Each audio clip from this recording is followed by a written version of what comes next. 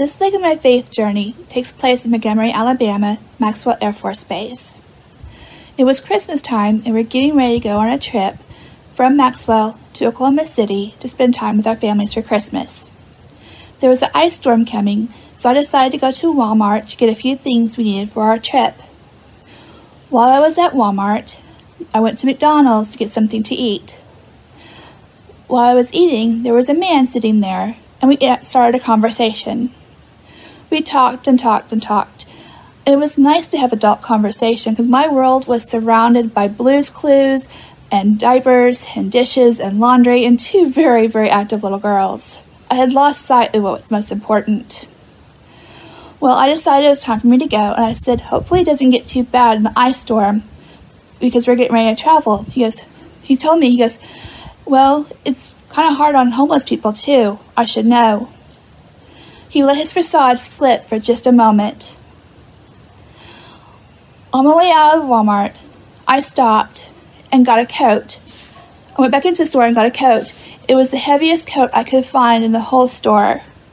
I bought it and handed it to him. The look on his face was like I had given him $1 million. I told him Merry Christmas, and he simply said thank you. On the way home, it had started sleeting. I prayed as hard as I had prayed in a very, very long time. Not only for him and his friends out in the sleet and cold, but for me. Begging God for forgiveness that I had forgotten what was most important.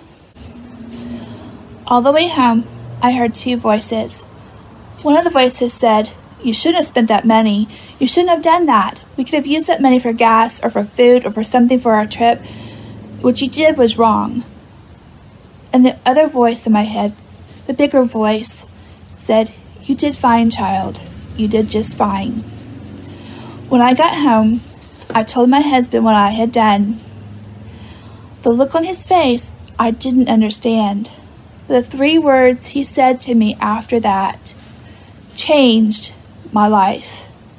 It changed the way I looked at things, it changed the way my belief was at that time, and it changed the way I wanted to be. The 3 words were, what? No gloves? I hope you and your family remember this Christmas what's most important: God and His work here on earth. Merry Christmas and Happy New Year.